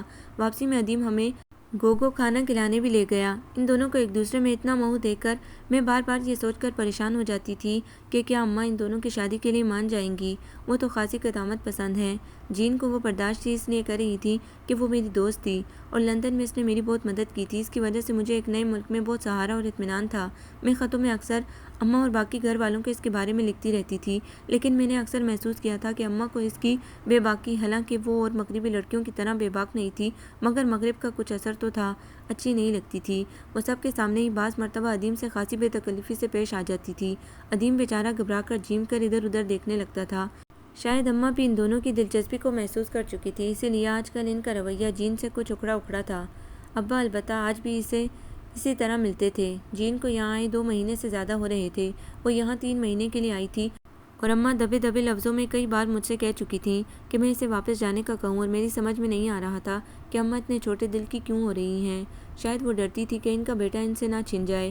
وہ اگر جین کے ساتھ انگلینڈ چلا جاتا تب بھی اماں کے لیے دکھ تھا، اور جین اگر یہاں مستقل رک جاتی تب بھی اماں کے لیے درد سر تھا۔ انہیں ہمیشہ سے مشرقی گھریلو اور شرمیلی لڑکیاں پسند تھیں۔ وسیم بھائی کے لیے بھی انہوں نے راحیلہ بھابی کو اسی لیے پسند کیا تھا، اور اب ادیم کے لیے بھی انہیں ایسی ہی بہو چاہیے تھی، اور جین ان کی اس خواہش کی تکمیل میں بہت بڑی رکاوٹ بن رہی تھی۔ سنو جین، کیا تم ادیم کے لیے سنجیدہ ہو؟ ایک دن میں نے آخر اس سے پوچھ ہی لیا تو وہ بڑے اطمینان سے بولی، یس آف کورس، تمہیں کیا لگتا ہے میں اس کے ساتھ ٹائم پاس کر رہی ہوں؟ نہیں، میں نے ایسا کب کہا، اور میں یہ بھی جانتی ہوں کہ تم ایسی لڑکی نہیں ہو۔ تھینک یو، ویسے اگر تم جانتی ہو تو کیوں پوچھتی ہو؟ اس لیے جین کہ میں نہیں چاہتی کہ تم دونوں کا کوئی بھی جذباتی فیصلہ تم لوگوں کی آنے والی زندگی پر اثر انداز ہو۔ ایسا نہیں ہوگا، تم تسلی رکھو، ہم دونوں ایک دوسرے کو پسند ہی نہیں کرتے، محبت بھی کرتے ہیں، اور جہاں محبت ہو وہاں کبھی پچھتاوا نہیں آتا۔ ہاں شاید جین، اتنا یاد رکھنا کہ ہم مشرقی لوگ محبت بار بار نہیں کرتے اور نہ ہی بار بار زندگی کے ساتھی بدلنے کے قائل ہوتے ہیں۔ مجبوری ہو تو دوسری بات ہے، ورنہ ہم صرف ایک بار ہی سنجیدگی سے ہاتھ تھامتے ہیں۔ میرے لہجے میں نہ چاہتے ہوئے بھی طنز آ گیا تھا۔ وہ حیرت سے میری بات پر کچھ دیر مجھے دیکھتی رہی، پھر بولی، شاید تم یہ کہنا چاہتی ہو کہ ہم مغربی لوگ بے وفا ہوتے ہیں، پرخلوص اور سچی محبت کرنا نہیں جانتے، بڑی آسانی سے ساتھی بدلتے رہتے ہیں۔ لیکن ایش، مجھے یاد ہے ایک بار تمہیں نے کہا تھا کہ اچھے اور برے لوگ ہر جگہ موجود ہوتے ہیں، ہر ملک میں، ہر معاشرے میں اور ہر طبقے میں۔ اگر ہمارے ہاں یہ برائی ہے تو کیا تم سبھی لوگ اس برائی سے بچے ہوئے ہو؟ اس کے سوال پر میں شرمندہ سی ہو گئی۔ مجھے خاموش دیکھ کر وہ پھر بولی، کیا لوگوں کے اجتماعی طور پر برا ہونے سے کسی بھی شخص کی انفرادی اچھائی ختم ہو جاتی ہے؟ آئی ایم سوری جین، میرے کہنے کا مطلب یہ نہیں تھا۔ واقعی اچھائیاں اور برائیاں معاشرے میں اور ہر طبقے میں ہوتی ہیں، کہیں زیادہ کہیں کم۔ اگر تم لوگوں میں یہ سب کمزوریاں ہیں تو ہم میں بھی کچھ عیب ہیں۔ ہم لوگ تم لوگوں کی طرح وقت کی اہمیت کو نہیں سمجھتے، چھوٹے کاموں کو کرنا شان کے خلاف سمجھتے ہیں۔ ہمارے ہاں اونچ نیچ کی تفریقات ہیں، نظم و ضبط سے عاری ہیں ہم لوگ، جبکہ تمہارے ہاں ایسا نہیں۔ میں تو یہ کہنا چاہتی تھی، اگر تم واقعی ادیم کے لیے سنجیدہ ہو تو اس کا ساتھ قبول کرنا۔ تم میری اتنی اچھی دوست ہو، اس لیے میں چاہتی ہوں کہ تمہیں پہلے سے سب بتا دوں۔ آج جو چیزیں تمہارے لیے باعث کشش ہیں، کہیں بعد میں تمہاری الجھن نہ بن جائیں۔ ادیم سے شادی کرنے کے لیے تمہیں بہت کچھ چھوڑنا ہوگا، تمہارا وطن، تمہارے طور طریقے، تمہارا رہن سہن، اور سب سے بڑھ کر تمہارا مذہب۔ میں نے اسے سمجھایا، لیکن میں نے تو پڑھا تھا ایش کہ مسلمان صاحب کتاب سے شادی کر سکتے ہیں۔ اس نے کہا، بے شک کر سکتے ہیں، لیکن مسلمان کر کے شادی کی جائے تو زیادہ اچھا ہوتا ہے، اور دوسری بات یہ کہ اماں نہیں مانیں گی۔ میں نے تمہیں پہلے ہی بتایا تھا کہ وہ اپنے طور طریقوں اور مذہب پر سختی سے قائم رہنے والی خاتون ہیں، وہ غیر مسلم بہو برداشت نہیں کریں گی۔ دیکھو، میرے کہنے کا مقصد یہ نہیں کہ تمہارا مذہب برا ہے، تمہارا مذہب بھی اپنی جگہ پر اٹل اور سچا ہے، لیکن میں تو صرف تمہیں حقیقت سے روشناس کرا رہی ہوں۔ میں نے سب کچھ سوچ سمجھ کر یہ فیصلہ کیا ہے۔ تم حیران ہو رہی ہوگی کہ میں نے اتنے کم عرصے میں اتنا بڑا فیصلہ کیسے کر لیا۔ مجھے یہ بھی معلوم ہے کہ آگے میرے سامنے کیا کیا پریشانیاں آ سکتی ہیں، لیکن میں پھر بھی راضی ہوں۔ مذہب اسلام تو بہت پہلے سے میرے لیے باعث کشش تھا، بڑا منفرد، بڑا انوکھا، بڑا پیارا اور بڑا سچا، اور پھر جب تم سے ملی تو مجھے اسلام کی باریکیاں پتہ چلیں۔ تمہیں نہیں معلوم، میں تم سے چھپ کر قرآن کا ترجمہ پڑھتی رہی ہوں، تب میں نے جانا کہ اسلام ایک مکمل مذہب ہے، اس میں نہ کوئی کمی ہے، نہ مزید کچھ بڑھانے کی ضرورت ہے۔ میں تمہارے ساتھ یہاں آئی بھی اسی لیے تھی۔ میں چند روز تم لوگوں کے ساتھ رہ کر اسلام کو مزید سمجھنا چاہتی تھی، قریب سے دیکھنا چاہتی تھی۔ یہاں آ کر پتہ چلا کہ اسلام میں کتنی کشش ہے۔ واقعی، میں نے حیرت سے اسے دیکھا۔ ہاں، اور میں نے تمہیں اب تک اس لیے نہیں بتایا تھا کہ میں کسی قسم کا دباؤ یا مشورہ نہیں چاہتی تھی۔ میں چاہتی تھی کہ میں جو بھی قدم اٹھاؤں اس پر خود سوچوں کہ میں غلط کر رہی ہوں یا صحیح۔ تو تم کس نتیجے پر پہنچی ہو؟ میں اس نتیجے پر پہنچی ہوں عیش کہ مذہب تو سارے ہی اچھے ہوتے ہیں، مگر جو وسعت اور سچائی اسلام میں ہے وہ کسی اور مذہب میں نہیں۔ قرآن میں ہر بات کو تفصیل سے بیان کیا گیا ہے۔ زندگی کا کوئی مسئلہ ایسا نہیں جس کا حل قرآن میں موجود نہ ہو۔ قرآن کے مطابق اسلام بڑا فراخ دل مذہب ہے، اس میں نئے آنے والوں کے لیے بڑی گنجائش ہے، اور عیش میں نے اسے دل سے قبول کر لیا ہے۔ جین کے چہرے پر ایک خوبصورت سی کیفیت تھی، خود میری کیفیت بھی عجیب سی ہو رہی تھی۔ میری سمجھ میں نہیں آ رہا جین کہ میں اس موقع پر تم سے کیا کہوں، لیکن دیکھو تم یہ قدم اپنی کسی ذاتی وجہ یا غرض سے تو نہیں اٹھا رہی ہو، کیونکہ اسلام میں زبردستی جائز نہیں، نہ ہی اس میں کسی غرض سے اسلام قبول کرنے والوں کے لیے جگہ ہے۔ نہیں عیش، تم کبھی آئندہ ایسا سوچنا بھی مت۔ میرا یہ فیصلہ آج کا ادیم کو دیکھنے کے بعد کا نہیں، میں نے بہت سی اسلامی کتابوں کا مطالعہ کیا ہے، میں نے حضور صلی اللہ علیہ وآلہ وسلم اور ان کے صحابیوں کی زندگی کے قصے پڑھے ہیں۔ میرا یہ فیصلہ بہت پہلے کا ہے، مگر میں چاہتی تھی کہ میں دل کو راضی نہ کروں بلکہ میرا دل خود راضی ہو، اور جب ایسا ہو گیا تو میں نے دیر نہیں لگائی۔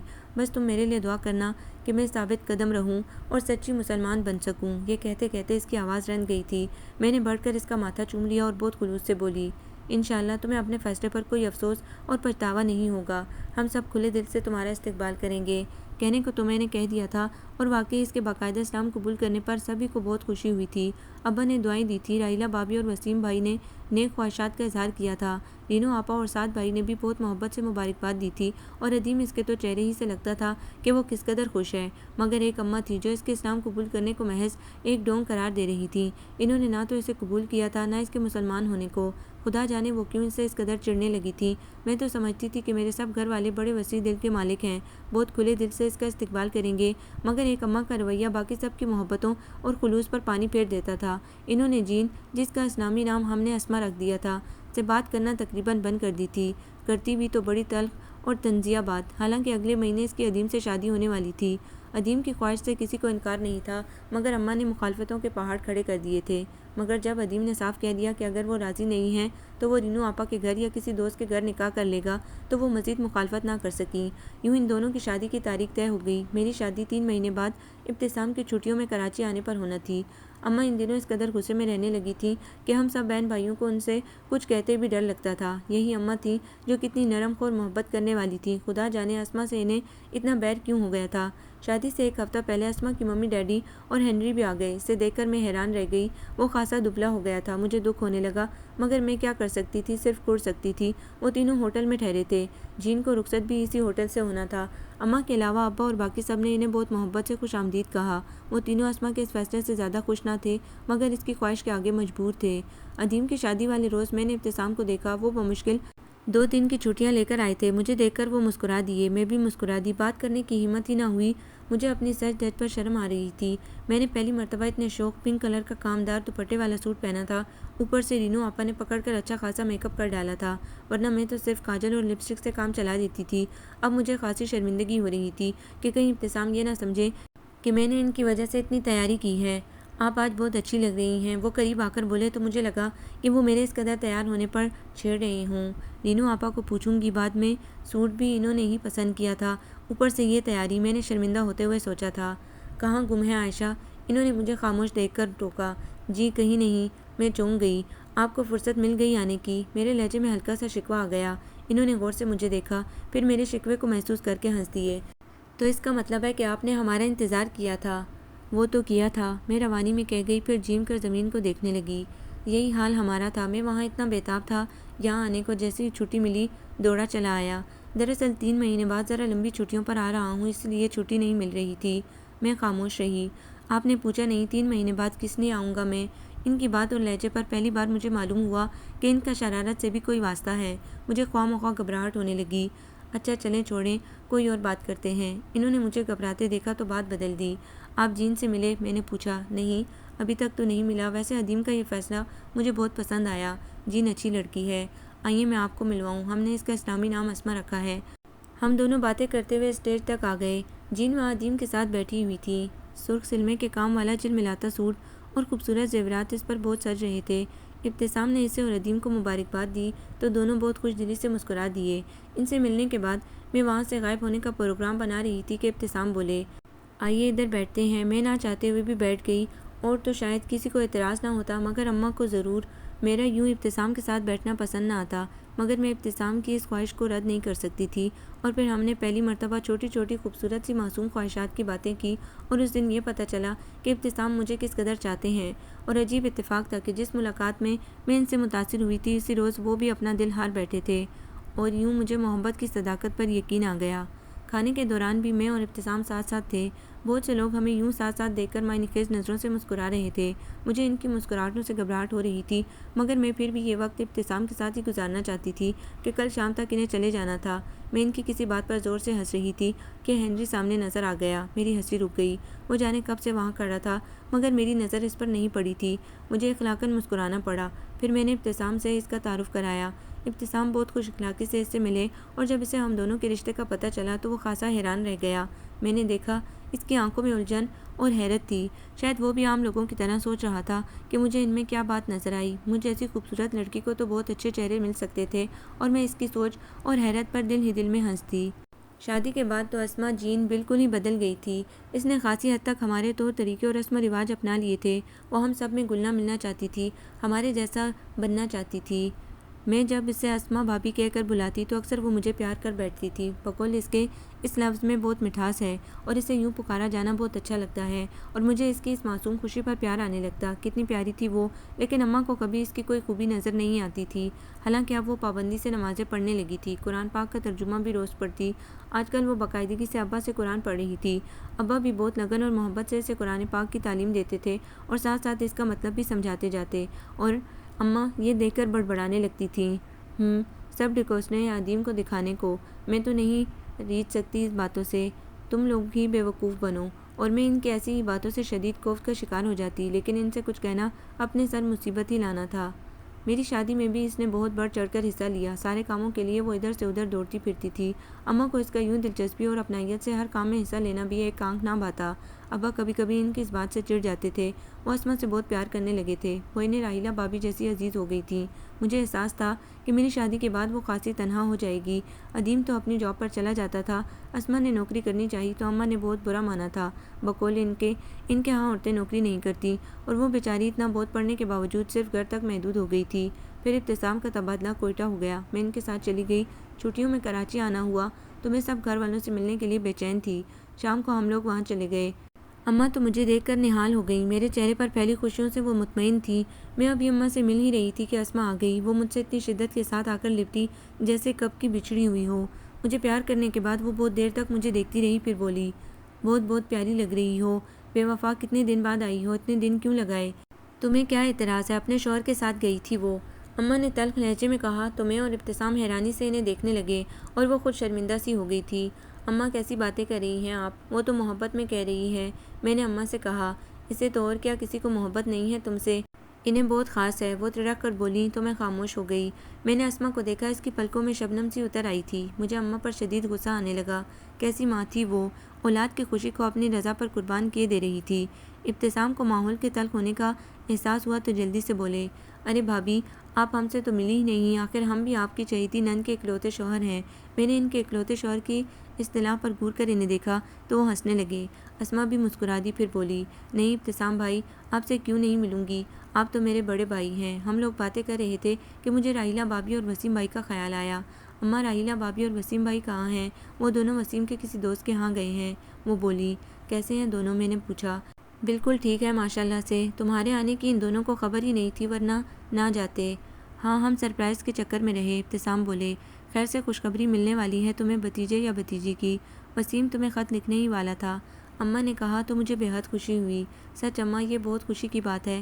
ابتسام نے بھی اماں کو مبارکباد دی، خیر سے وہ دادی بننے والی تھیں۔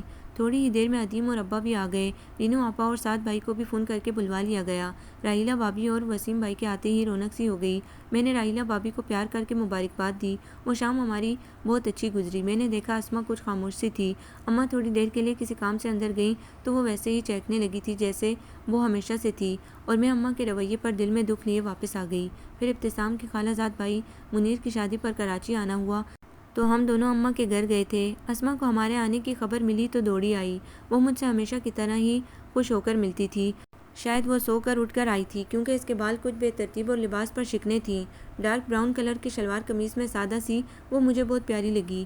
میں نے اسے پاس بٹھا لیا۔ اماں نے اسے دیکھ کر حسب معمول ناک منہ چڑھائی، پھر بولی، یہاں رہتے اتنا عرصہ ہو گیا تمہیں، مگر یہاں کے طور طریقے نہ سیکھ سکیں۔ سسر اور جیٹ کے سامنے تو یوں ہی پھرا کرتی ہو، کم از کم نندوئی کا ہی خیال کر لیتی۔ دوپٹہ نہیں اوڑھ سکتی تھی۔ اسما کا چہرہ سکی کے خیال سے پھیکا پڑ گیا۔ سوری اماں، دراصل میں سو رہی تھی۔ ادیم نے اٹھایا کہ ایش آئی ہے، مجھے خیال ہی نہیں رہا، ایسے ہی اٹھائی۔ وہ سر جھکا کر شرمندہ سی ہو کر بولی، کوئی بات نہیں بیٹا، تم خیال نہ کرو۔ ابا نے اسے شرمندہ دیکھا تو جلدی سے بولے، پھر اماں سے مخاطب ہوئے، تمہاری اعتراض کرنے کی عادت نہیں جائے گی۔ کبھی بچے ہنس بول رہے ہیں تمہیں اچھا نہیں لگتا، خواہ مخواہ تم ماحول کو بوجھل کر دیتی ہو۔ ابا کا اتنا کہنا تھا کہ اماں ہتے سے اکھڑ گئیں۔ کیا مطلب ہے تمہارا؟ میں دشمن ہوں بچوں کی، اور تمہاری تو سدا کی عادت ہے میری مخالفت کرنے کی، اور اس فرنگن نے تمہیں جانے کیا گھول کر پلا دیا ہے، ہمیشہ اس کے سامنے مجھے ذلیل کرتے ہو۔ اگر میں ایسی ہی بری لگتی ہوں تمہیں تو نہیں بیٹھوں گی تم سب کے ساتھ۔ وہ غصے میں اٹھ کر جانے لگیں تو میں، ادیم، وسیم بھائی اور اہیلا بھابھی سبھی کھڑے ہو گئے اور بڑی مشکل سے انہیں منایا۔ اسما سر جھکائے شاید اپنے آنسو روک رہی تھی۔ اس مغربی لڑکی میں مشرقی لڑکیوں جیسا صبر اور تحمل جانے کیسے آ گیا تھا، لگتا ہی نہ تھا کہ وہ مغربی لڑکی ہے۔ ابتسام خاموش بیٹھے سب دیکھ رہے تھے۔ واپسی میں وہ دبے دبے لفظوں میں اماں کی ذاتی پر بولتے رہے۔ مجھے خود اس بات کا شدت سے احساس تھا، مگر میں سوائے کرنے کے کیا کر سکتی تھی۔ ادیم کی شادی کو سال بھر سے زیادہ کا عرصہ گزر گیا تھا، مگر اماں کا رویہ ہنوز ویسا ہی تھا۔ وہ ابھی تک اسما سے اسی شدت سے چڑھتی تھیں اور اس کے ہر کام میں مین میک نکالتی رہتی تھیں۔ میں دو ایک بار خط میں ادیم کو سنجیدگی سے مشورہ دے چکی تھی کہ وہ لوگ الگ ہو جائیں۔ اگر اماں اپنے طرز سلوک نہیں بدل سکتی تھیں تو اس میں اسما کا کیا قصور تھا؟ حالانکہ اس نے خود کو ہر طرح سے اماں کی مرضی کے مطابق ڈالنے کی کوشش کی تھی۔ ادیم تو راضی تھا، مگر اسما کا کہنا تھا کہ وہ خود کو ایک پاکستانی لڑکی کے انداز میں ڈالنے کی کوشش کر رہی ہے۔ علیحدہ ہونے سے وہ تمام کوششیں عکارت چلی جائیں گی، اور پھر وہ یہ کہلوانا نہیں چاہتی تھی کہ اس نے ایک ماں سے ان کا بیٹا چھین لیا ہے، اور اس کے آگے سب مجبور ہو جاتے تھے۔ میں ان دنوں امید سے تھی۔ وہاں اکیلے مجھے مشکل ہوتی تھی، میری طبیعت بھی نڈال رہتی تھی، اس لیے ابتسام نے مجھے اماں کے پاس کراچی بھیج دیا۔ ان کا کہنا تھا کہ جب وقت آئے گا تو وہ بھی کراچی آ جائیں گے۔ سبھی مجھے دیکھ کر بہت خوش ہوئے تھے، خاص طور پر اسما۔ اماں نے قرآن خوانی اور میلاد کا اہتمام کیا تھا۔ میں قرآن پاک پڑھنے کے لیے بڑے کمرے میں آئی تو وہیں کھڑی رہ گئی۔ اماں بڑے تلخ اور طنز سے بھرپور لہجے میں کہہ رہی تھی، رہنے دو بی بی، ویسے ہی کافی ڈونگ رچا چکی ہو تم، اب اس مقدس کتاب تک تو نہ پہنچو۔ مگر اماں میں تو قرآن پڑھنا چاہتی ہوں۔ پہلے جب بھی یہ تقریب ہوئی تو میں اس لیے نہیں پڑھ سکی کہ جب تک میں اسے مکمل صحیح نہیں پڑھ سکتی تھی میں اسے نہیں پڑھنا چاہتی تھی، مگر اب تو میں ابا کو پورا قرآن شریف سنا چکی ہوں۔ سنایا ہو تو انہی کے سامنے پڑھنا۔ جانے کیا کیا کرتی رہی ہو تم پہلے، میں تمہیں یہاں اس محفل میں شامل نہیں ہونے دوں گی۔ کیا کرتی رہی ہوں میں؟ اس نے حیران ہو کر پوچھا۔ کیا مجھے معلوم نہیں ہے تمہارے معاشرے میں کیا کیا ہوتا ہے؟ شراب تو کھلے عام پی جاتی ہے وہاں۔ میں وہاں رہی ضرور ہوں اماں، مگر ایسی باتوں سے دور رہی ہوں۔ میری ہمیشہ پاکستانی اور مسلمان لوگوں سے دوستی رہی، اس لیے نہ مجھ پر وہاں کا اثر ہے اور نہ ہی میں ویسی ہوں۔ آپ ہمیشہ میرے لیے غلط سوچتی رہی ہیں، اور اگر پہلے کچھ گناہ یا غلط کام مجھ سے سرزد ہو بھی چکے ہیں تو اب تو مسلمان ہونے کے بعد میں سب چھوڑ چکی ہوں۔ پہلی بار اس نے اپنی صفائی میں کچھ کہا تھا، تم چاہے کیسی بھی ہو تو وہی کی پیداوار، تم چاہے اب مسلمان ہو مگر تھی تو کبھی ان جیسی ہی۔ تمہاری رگوں میں ان ماں باپ کا خون ہے جو مسلمان نہیں ہے۔ میرے لیے خاندان اور مذہب بہت اہمیت رکھتا ہے، میں تمہیں کبھی قبول نہیں کر سکتی۔ وہ سخت لہجے میں بولی تو اس کے چہرے پر سایہ سا آ کر گزر گیا۔ پہلی بار مجھے اماں پر غصہ آنے کے بجائے دکھ ہوا۔ کیسی تھی وہ، اور کس قدر چھوٹا دل اور سکڑا ہوا ذہن رکھتی تھیں۔ میں تو اسما کو ہمیشہ اپنے ہم وطنوں کی ذہنی وسعت کی کہانیاں سناتی رہی تھی، اور اب وہ کیا سوچتی ہوگی، یہی تھی ہماری ذہنی وسعت۔ اماں کی سمٹی ہوئی سوچ میری کہی ہوئی باتوں کو جھٹلا رہی تھی۔ وہ سر جھکا کر جانے کے لیے پلٹی تو مجھے دیکھ کر رک گئی۔ میری نظریں خود بخود جھک گئیں۔ اس کی آنکھوں میں جو کچھ تھا، اس وجہ سے آج میں اسے نظریں ملانے کے قابل نہ رہی تھی۔ مجھے نظریں جھکاتے دیکھ کر وہ باہر نکل گئی۔ شکر ہے کہ اب تک کوئی مہمان نہیں آیا تھا، ورنہ کتنا برا ہوتا۔ مجھے دیکھ کر اماں بھی لاپرواہی سے جانے لگیں تو میں پہلی بار ان سے پوچھ بیٹھی، آپ چاہتی کیا ہیں اماں؟ کیا مطلب کیا چاہتی ہوں میں؟ وہ چمک کر بولی، اماں آپ یہ بھی نہیں سوچتی کہ ایک لڑکی آپ سب کے لیے اپنے ماں باپ کو، گھر بار کو، ملک کو چھوڑ کر اتنی دور بیٹھی ہے؟ کیا اس کی یہ قربانی کم ہے؟ اپنے لیے کیا ہے اس نے یہ سب؟ ہم میں سے کس نے کہا تھا اسے یہ سب کرنے کو؟ ٹھیک ہے اس نے سب چھوڑا اپنے لیے، مگر آپ یہ تو سوچیں کہ وہ کتنی تنہائی محسوس کرتی ہوگی۔ میں لندن میں تھی تو ایک دن اس کے گھر والوں نے آپ سب کی کمی محسوس نہیں ہونے دی، مجھے اتنی محبت دی، ہر طرح کا آرام دیا۔ تم نے کون سا ان کا بیٹا ان سے چھینا تھا جو وہ تمہارے ساتھ برا سلوک کرتے؟ اس نے تو میرا جوان بیٹا مجھ سے الگ کر دیا ہے۔ ان کی بات پر تعصب سے میں نے انہیں دیکھا اور کہا، اماں کیا یہاں رہنے والی لڑکیاں ماؤں سے ان کے بیٹے جدا نہیں کرتی، اچھے بھلے گھر کو چھوڑ کر علیحدہ ہو جاتی ہیں؟ اسما تو اب تک آپ کے ساتھ ہے، ورنہ وہ اگر چاہتی تو کب کہ آپ سے علیحدہ ہو چکی ہوتی، مگر وہ کہتی ہے یہ سب تو وہاں انگلینڈ میں بھی ہوتا ہے، کوئی بوڑھے ماں باپ کے ساتھ نہیں رہتا، اور اگر وہ بھی ایسا ہی کرے تو یہاں اور وہاں میں فرق کیا ہوگا؟ کچھ بھی ہو، اس کے اندر عیسائی خون دوڑ رہا ہے، اس کے ماں باپ عیسائی ہیں، اس کے مسلمان ہونے سے کوئی فرق نہیں پڑتا۔ اماں خون کی بات تو چھوڑیں، یہاں تو اچھے اچھے خاندانی لوگ ایسے ایسے کام کرتے ہیں جو شریف آدمی سوچ بھی نہیں سکتا، تو کیا ان کا خون خراب ہوتا ہے؟ خون کو الزام کیوں دیتے ہیں آپ لوگ؟ انسان جو کچھ کرتا ہے وہ اس کا اپنا فیصلہ ہوتا ہے، اس کی اپنی فطرت، اپنی سوچ۔ کتنے کتنے شریف والدین کے بچے خراب نکلتے ہیں اور برے سے برے والدین کی اولاد نیک ہوتی ہے۔ تم یہ فضول سی بحث کر کے مجھے الجھاؤ مت۔ اماں کی سمجھ میں بات آنے لگی تو وہ جھنجھلانے لگیں۔ یہ فضول بحث نہیں ہے اماں، مسلمان ہونے سے پہلے وہ سمجھتی تھی کہ ہمارے مذہب میں بڑی وسعت ہے، ہم مسلمانوں کے دل بڑے فراخ اور باہیں بہت کھلی ہوئی ہیں۔ اس نے تو اسلام کو بڑا وسیع مذہب سمجھ کر قبول کیا تھا، مگر آپ کا رویہ اس کی اس سوچ کو ختم کر دے گا۔ وہ سوچے گی کہ اسلام بڑا چھوٹا مذہب ہے، اس میں کسی اور کی آمد کی گنجائش نہیں ہے۔ واہ، مذہب کو کیوں الزام دے رہی ہو؟ اسلام جیسا مذہب تو دنیا میں اور کوئی نہیں ہے۔ وہ جلدی سے بولی۔ صرف زبان سے کہنے سے کیا ہوتا ہے اماں، یہ بات ہمیں اپنے عمل سے ثابت کرنا ہوگی۔ میں نہیں کر سکتی یہ سب، تم لوگوں کے دل میں اس کے لیے جگہ ہو تو ہو، میرے دل میں تو نہیں، اور تم مجھے مجبور نہ کرو۔ وہ پھر اپنی بات پر جم گئیں تو میں خاموش ہو گئی۔ آج اتنی بات انہوں نے سن لی تھی، یہی کافی تھا۔ پھر رمضان شروع ہو گئے۔ پہلے روزے کی تیاری اسما نے اتنی ہی جوش و خروش سے کی جیسی ہم سب نے کی تھی۔ وہ سب کے ساتھ سحری میں اٹھتی، سحری کی تیاری میں اماں کا ہاتھ بٹاتی۔ اماں خاموشی سے اسے کام کرتے دیکھتی رہتی مگر بولتی کچھ نہیں۔ میرے اس دن کے سمجھانے پر انہوں نے اب اسے روکنا ٹوکنا بند کر دیا تھا۔ وہ اس کی جانب سے خاصی لاپرواہ ہو گئی تھی اور میں نے سکھ کا سانس لیا، مگر پھر بھی وہ اسے وہ حیثیت نہیں دے سکی تھی جو اس کا حق تھا۔ رمضان کی طاق راتیں آئیں تو میرے ساتھ اس نے جا کر نفلیں پڑھی۔ پھر 27 رمضان کی رات آ گئی۔ اس دن ہم سب خاص طور پر عشاء کی نماز سے پہلے نہائے دھوئے تھے۔ میں نے اسے بتایا کہ یہ رات شب قدر کی رات ہوتی ہے۔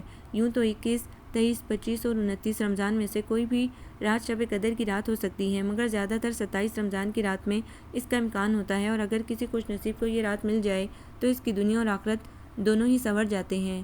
میرے کہنے پر اس نے بھی غسل کیا اور رات کو وہ میرے ہی کمرے میں آ گئی۔ ہم دونوں نفلیں پڑھنے لگی۔ تہجد کی نماز پڑھ کر میں دعا مانگ رہی تھی کہ اس کی گھوٹی گھوٹی سی سسکیوں نے مجھے چونکا دیا۔ میں نے جلدی سے کلمہ پڑھ کر دونوں ہاتھ چہرے پر پھیر کر اسے دیکھا۔ اس کا جسم ہلکے ہلکے کانپ رہا تھا، چہرہ آنسوؤں سے تر تھا، اور وہ بڑی شدت سے بالکل مئو ہو کر رو رو کر دعا مانگ رہی تھی۔ اس سمے وہ خدا سے کتنی قریب محسوس ہو رہی تھی۔ میں نے تو کبھی اتنے شد و مد سے خدا سے بات نہیں کی تھی، اسے نہیں پکارا تھا۔ شاید اس کے دل کا درد تھا جو اسے خدا کے نزدیک کر گیا تھا۔ پھر وہ سجدے میں جا کر گڑ گڑا کر روتی رہی۔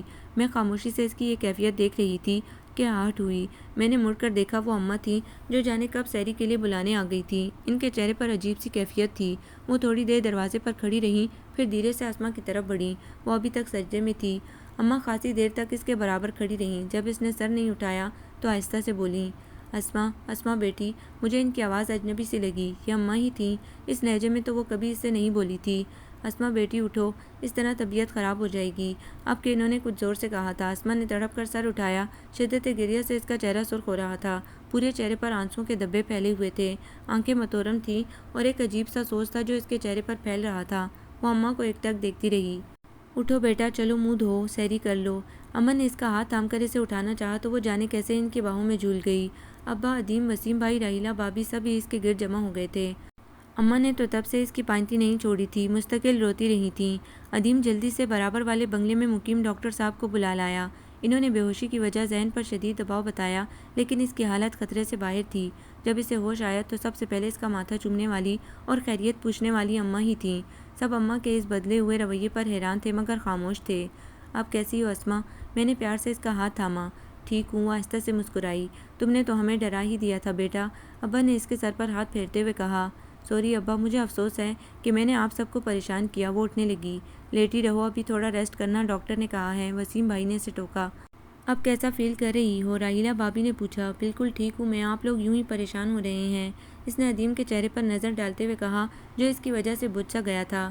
کیلنڈر سے ادیم تھوڑی دیر میں ہی خاموش ہو گیا تھا، مگر اسما کو نارمل ہوتے دیکھ کر اطمینان کی چھاؤں سی اس کی آنکھوں میں اتر آئی تھی۔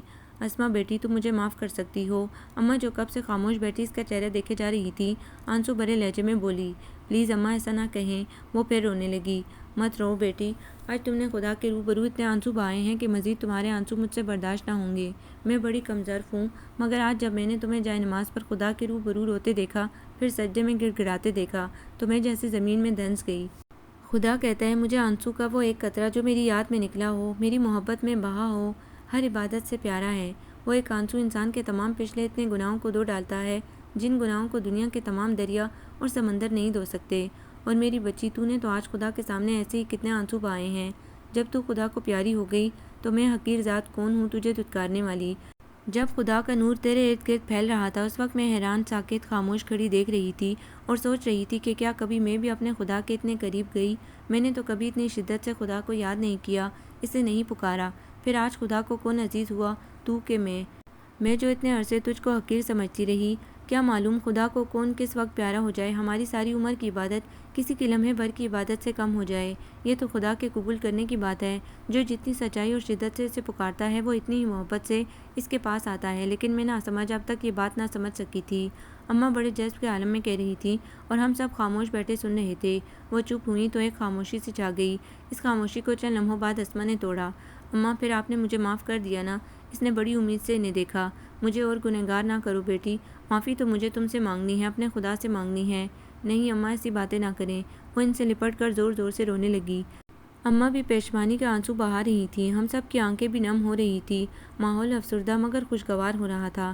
ابا آگے بڑھے اور بولے، جمیلہ بیگم، آج تم ہمیں سحری نہیں کرواؤ گی؟ روزہ نہیں رکھنا ہے آج؟ ارے میں تو بھول ہی گئی، ابھی لیں۔ وہ آنسو پونچھتے ہوئے اٹھنے لگی تو مسجدوں سے اذانوں کی آوازیں ابھرنے لگیں۔ چلو بھائی، آج تو 8 پیری کا روزہ رکھنا پڑے گا، ابا نے ٹھنڈی سی سانس لے کر کہا تو سب مسکرا دیے۔ بڑی آسودہ، مطمئن اور خوشگوار مسکراہٹ۔ عید آنے میں کچھ ہی دن تھے مگر ہمارے گھر میں عید چند روز پہلے ہی آ گئی تھی۔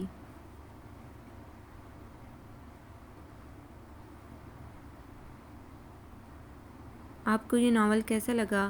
کمنٹس میں اپنی رائے ضرور دیں۔ ہمارے چینل کو لائک کریں، سبسکرائب کریں، شیئر کریں۔